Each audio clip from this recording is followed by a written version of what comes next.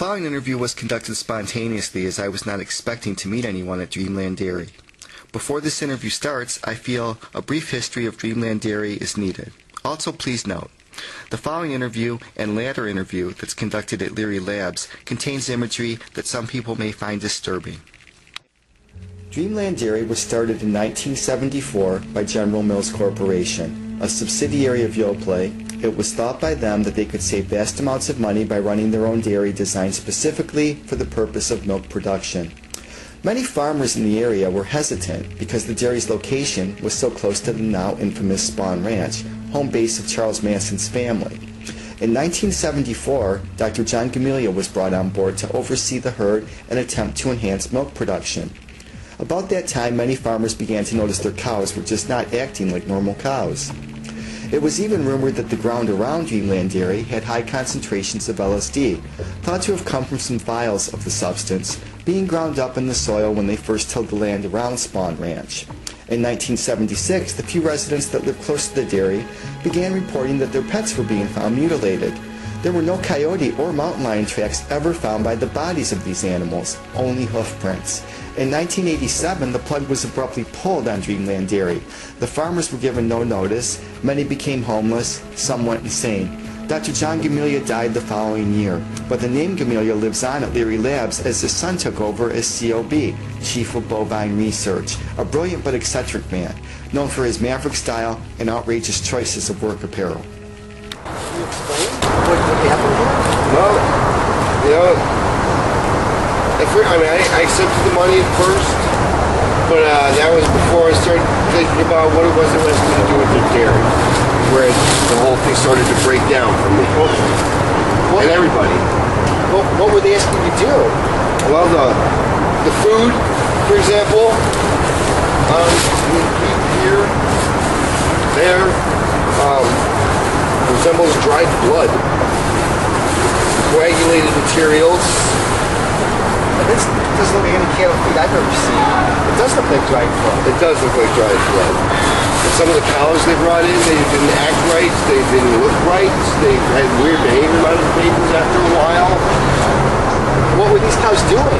Well, it's not really how or what they were doing, it's when they became nocturnal, which is a term for nighttime activity. Okay. And the sounds they would make went from a comfortable mooing to more of a shrilling scream and echo and howl more than a moo. There's this weirdest noise. Oh, sir, that's just horrible. Did I take the documentation of this? I do.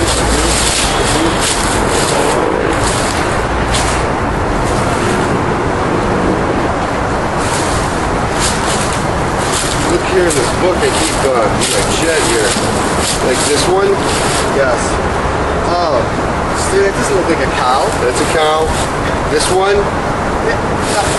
Certainly. They brought an animal that looked like that to you. Many animals. Many times. What did you do with these animals? What came of them? They're dairy cows. We milked them, fed them at night. The sunlight hurt them. Some got sick, and they were cultured into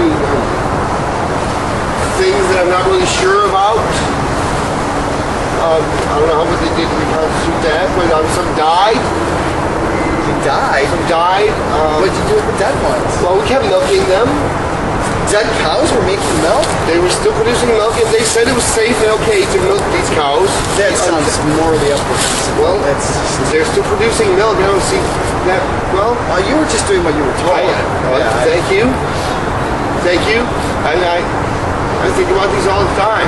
I mean, this obviously goes way further than just the simple dairies, the dairies that Yoplait was running. This goes into, it seems like genetic modification. I don't know anything about that. I'm a dairy farmer. I don't know about that.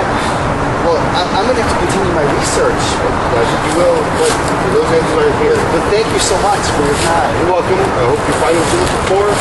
Me too. I really hope I find what I'm looking for. Okay.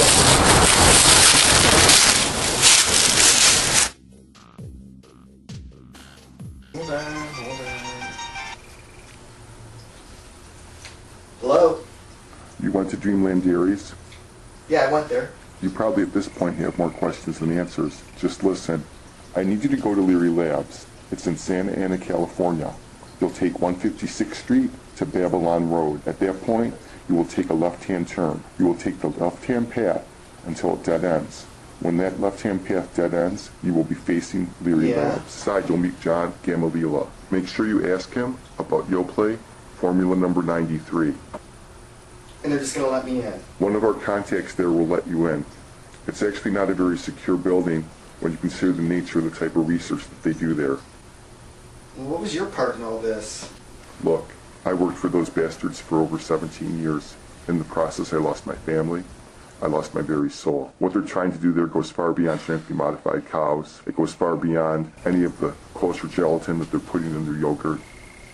It's getting, this is getting really weird, to say the least. And I don't know if I want to keep doing this.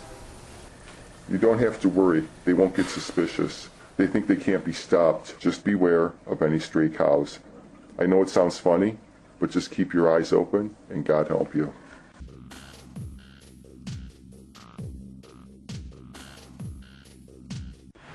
I take it you've been expecting me? Mr. Martinico? Correct.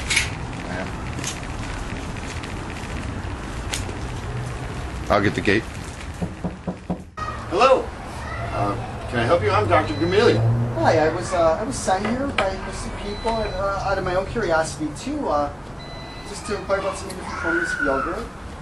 Well, we have many, hundreds of different formulas of yogurt, experimental test types. Which were you concerned with? Well, actually, in particular, number 93. 93? Oh, that was an exciting one. 93 was an experimental formula which we induced to modify a cow's genetic structure to produce yogurt directly. So the cow wouldn't produce milk; it would produce yogurt, is what you're saying. Correct. Unfortunately, it ultimately failed.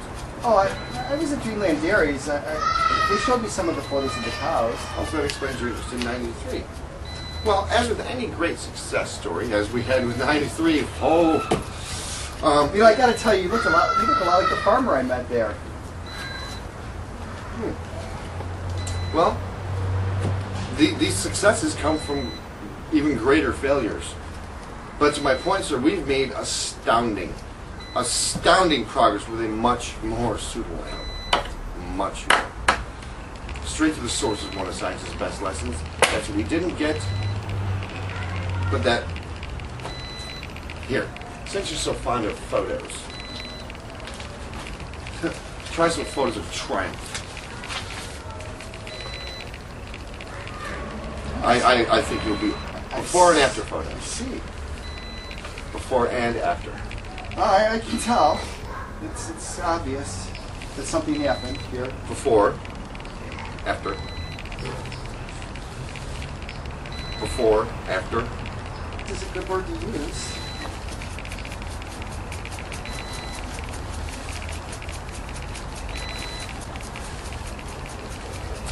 You realize that these photos that you showed me are not photos of animals, that they're photos of human beings. Precisely.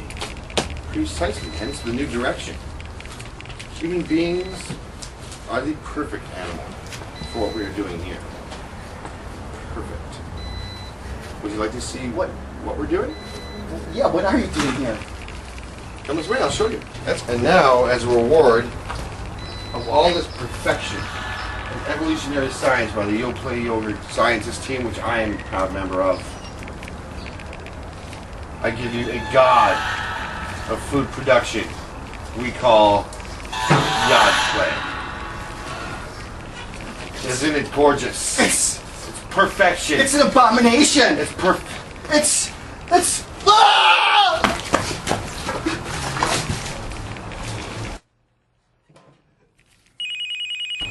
Hello? Has Mr. Martinico come to the lab? Yes? Do you feel that he's found what he was looking for? I believe that he has. I do. Very well. Shall I release the cows? Yes. Let our children play. Okay.